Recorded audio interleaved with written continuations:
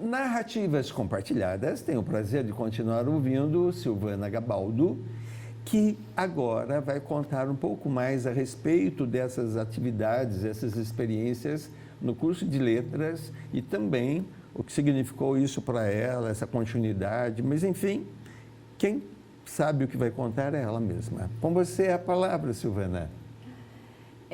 Então, um outro momento muito importante que a gente teve no curso de letras foi a elaboração de um livro infantil, né?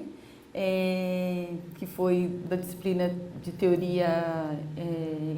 Literatura infanto-juvenil na época. Exatamente, né? Então, cada aluno precisava elaborar, criar uma história e fazer o trabalho todo como se fosse um livro, né? Então, eu lembro que na época o professor Roberto ficou com todos e eu acho que depois de 20 anos eu fui surpreendida. Eu sempre lembrei desse livrinho, mas nunca tive coragem de perguntar e de cobrar, porque eu queria para mostrar para o meu filho, né? E aí, eu acho que passados uns 20 anos, ele veio um dia, me surpreendeu, me devolvendo o meu livrinho, né? Que era o Fusquinha. E eu guardo essa boa lembrança, né, até hoje. De que ano que era? Foi no último ano, no terceiro ano de letras, foi 95. 95. Mas, na verdade, eu sempre devolvi para todos. É que talvez no dia você não veio e eu guardei. Pode ser. E aí, toda hora eu lembrava que tinha de devolver para você, até que 20 anos depois... Chegou em perfeito estado, guardadinho, como se eu tivesse entregado ontem para ele, né? Enfim, os 3 anos que passamos lá em letras, eu acho que foi muito significativo, né? Eu acho que para a formação docente, né, do professor que ia atuar nas escolas públicas, né, lecionando principalmente português, né, que eu acho que era o foco de todo mundo. Em inglês sempre tem só uma meia dúzia que se identifica ou que gosta, né? Então, passar por aquelas discussões assim de forma saudável, né? Ninguém brigava, né? Isso era enriquecedor para todos, porque íamos sair ali, a maioria com 19, 20 anos, para enfrentar uma sala de aula. Então, ia lidar com pessoas com educação diferente, com vivência diferente e com opiniões diferentes, né? Então, essa parte mesmo do teatro, da representação, de dar vida a um personagem, era muito importante, porque nós íamos encontrar vários personagens na sala de aula. E quando eu me formei em letras, eu tive o prazer que uma pessoa pode ter na vida. Eu voltei a lecionar na escola Ossis Salvestrine Mendes. Que legal. Então, eu não era mais aquela aluna, né, que frequentava a sala dos professores. Agora, eu era professora. Então, lá eu tive a oportunidade, o prazer de encontrar alguns dos meus professores. Eu sentava agora juntinho ali, né? E eu via que para eles também era um prazer muito grande.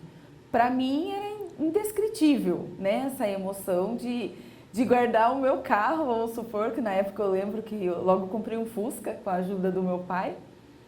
E eu colocava meu carrinho no mesmo lugar que os professores, né? Então, era muito legal. Aí o cantineiro era o mesmo de quando eu era aluna, né? Então, assim, reviver uma memória que, sim, é seu momento. Ninguém pode dar essa importância, né? Sim. E aí eu fiquei lá na escola por 2 anos, sendo eventual, e eu dava aula de manhã, saía lá e vinha para a Uniso, que eu entrava às 13 horas aqui na Uniso e saía às 22 lá na biblioteca. Então, por isso que meu pai precisou me ajudar a comprar um carro para dar tempo. Sim. Porque eu saía da escola meio-dia e já entrava 1 hora na biblioteca. Então, ele falou, então vamos comprar um carrinho, né? E aí eu tinha o meu salário de professora e meu salário, né, da Uniso. E aí, passados 2 anos, eu tive experiências boas, experiências ótimas e também experiências não tão agradáveis com a docência. E como eu sempre gostei de estudar, eu falei, eu acho que eu quero fazer mais um curso. Aí fiquei pensando qual curso eu iria fazer. Aí veio na minha cabeça, né, que eu gostaria de fazer direito, mas não era nem pensando em atuar, mudar de área, ser advogada, prestar algum concurso, não. Falei, vou fazer direito, que eu acho que é um curso legal para você saber as coisas, né? Pelo menos para você. E eu entrei no curso, prestei vestibular, entrei, não podia mais lecionar como eventual, continuava trabalhando, né, na instituição. Recebi, acho que por 2 anos, as escolas me ligando, porque eu não fiquei só na Osses, eu ia em várias escolas, no Paineiras, no São Bento, porque eu tinha meu carrinho, então dava para eu ir, né? E eles até preferiam logo me chamar, porque sabia que em 10 minutos eu estava na escola. Então aí eu iniciei direito, aí mudou um pouco a minha vida, né? Muito estudo, direito requer muita leitura. E o que começou a fazer sentido? O curso de letras me ajudou no direito.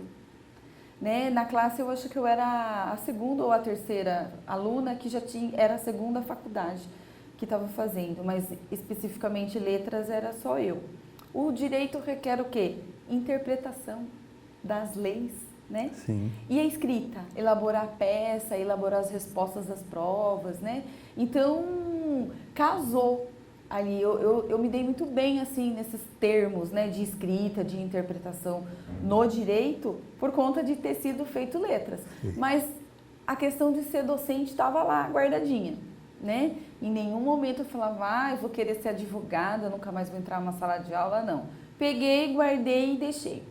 Aí, no decorrer do curso, eu conheci o meu esposo, né? E ao término do curso, a gente casou. Aí... Ele fazia direito? Ele fazia direito também, né? Ele trabalhava na polícia, né? Aqui de Sorocaba. Aí mudou, ele estudava à noite, eu estudava de manhã. Aí ele mudou da noite para amanhã e sentou ali na mesma mesa ali, né? E ali, por fim, né? Em 2 anos a gente já estava terminando, a gente casou, aí logo eu já quis engravidar. Hoje, né, eu tenho um menino de 15 anos. E quando eu descobri que eu estava grávida, era o mesmo dia que eu estava começando o mestrado, em 2004. Só que assim, constituir uma família, né, ser mãe, era mais prioridade para mim na época. Então eu fiz uma disciplina, né, um barrigão, a professora Maria Lúcia, né, Amorim, que já nos deixou, né? Ela era minha professora, então ela falava assim, essa grávida, a grávida não pode passar vontade. E assim foi, fiz uma disciplina, terminei, guardei lá de novo e falei, só volto quando o meu menino estiver alfabetizado. Então eu fui ser mãe, fui construir casa, né? Fui passar farda. E aí quando o meu menino, exatamente com 5 aninhos, que já estava alfabetizado, eu prestei o processo seletivo para o mestrado. E assim, tudo fez muito sentido. Eu tenho comigo que lá em 2004, quando eu estava fazendo a primeira disciplina, eu pensava em um trabalho. Com o passar desses anos, né, desse tempo que eu dei para a minha vida pessoal, fez um sentido, virou totalmente e eu fui fazer outro assunto. Eu penso até hoje que se eu tivesse continuado com o primeiro tema, teria sido chato. Como eu amadureci, tive outras vivências, eu fui para um tema que não me deu trabalho, que foi um prazer escrever, porque eu estudo sobre a extensão universitária, né? A extensão universitária. Isso que é, né, esse tripé que tem na universidade, do ensino, pesquisa e extensão, né? Então, eu fui estudar extensão aqui na Uniso.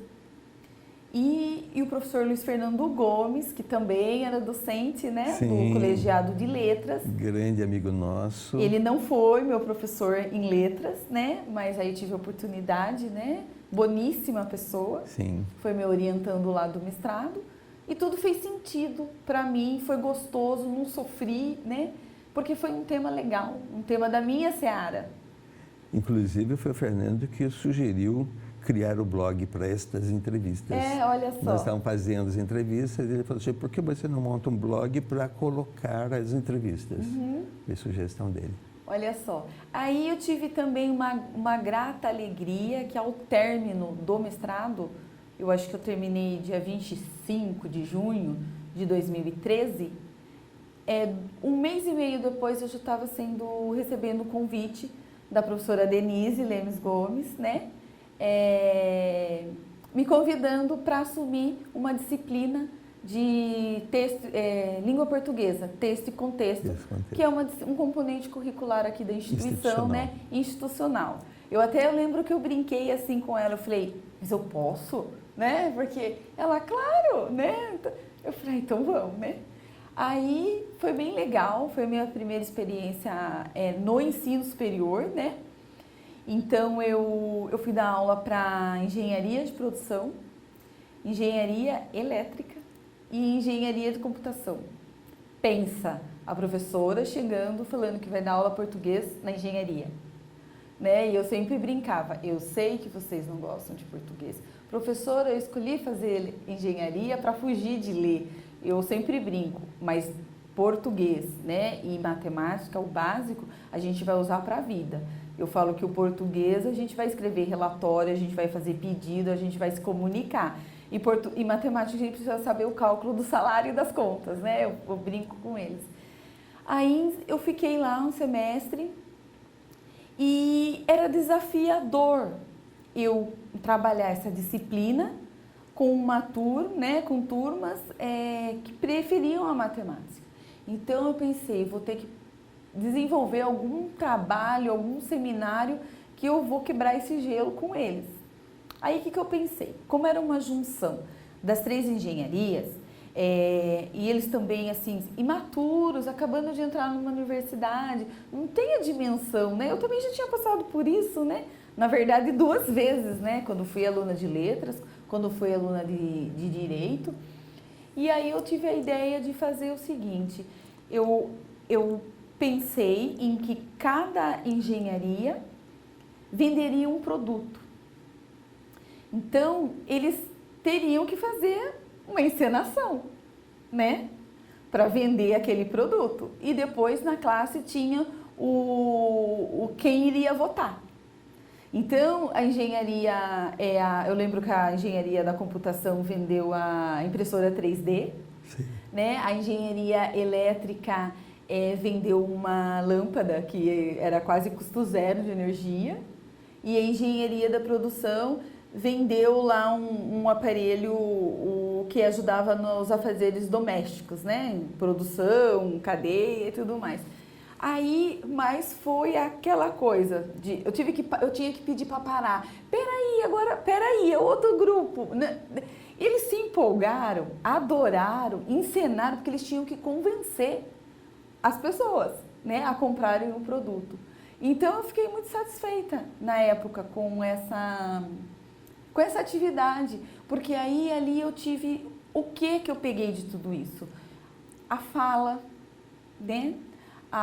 O comportamento, né? A postura, o jeito de falar com o outro, né? Como que você chega no seu cliente, né? Você vai chegar assim, falando, e aí, beleza? Não é assim, né? Então, e com a fala, eu percebia que eles ignoravam bastante regras de português, né? Na escrita. Eles também tiveram que entregar um trabalho escrito. Então, de tudo isso, eu tirei o que precisava focar com eles, ainda que fosse minimamente, para ficar legal. Então, foi uma experiência bem legal. Aí, depois, no semestre seguinte, eu ingressei no Direito. Aí foi outra satisfação imensa, né? Eu estava com 3, 4 professores meus, né? Da minha época. E já não era uma distância tão grande, né? Era assim, 7, 8 anos, né? Então, hoje eu ainda trabalho com 4 docentes que foram os meus professores, né? Eu ainda os tenho como professor. Eu ainda não consigo me sentir uma colega de trabalho, né? Em função do respeito, né? E tudo mais. Aí, no direito, eu trabalho algumas disciplinas diferentes, né? E no meio disso também eu assumi uma língua portuguesa, texto e contexto, na publicidade. Aí, outro desafio, porque o povo gosta de falar, gosta de escrever, criativo, uma sala com 70. Falei, meu Deus, como que eu... E eu assumi essa sala no meio do semestre, em virtude de uma professora tirar licença para cuidar da saúde, né? Então, eu já era outra professora. Aí eu falei, vamos de novo para encenação. Aí dividi a sala e peguei uma marca antiga, tipo Coca-Cola, chinela Havaianas, o Fusca, né? Assim, representativas, marcas que estão no mercado há anos e décadas. Sorteei. Aí tinha que trazer um trabalho escrito e fazer lá, explicar toda a história do produto, a importância, porque hoje ainda, né, se usa tal marca, por que faz diferença disso e tudo mais. Aí eles adoraram também. Aí eu peguei na fala, no comportamento, no trabalho escrito, os erros e tudo mais. Então, assim, e a encenação, né? Porque eles tinham que convencer qual era o produto que merecia um prêmio, né? De todos os produtos. Eu acredito que foi em torno de 7, 8 grupos. E hoje, né, eu trabalho com o TCC, com os alunos do direito, com o projeto, já trabalhei no curso de psicologia, agora voltei para as engenharias novamente com a matéria de direito do trabalho. Então, assim, é uma experiência muito rica, porque a cada sala de aula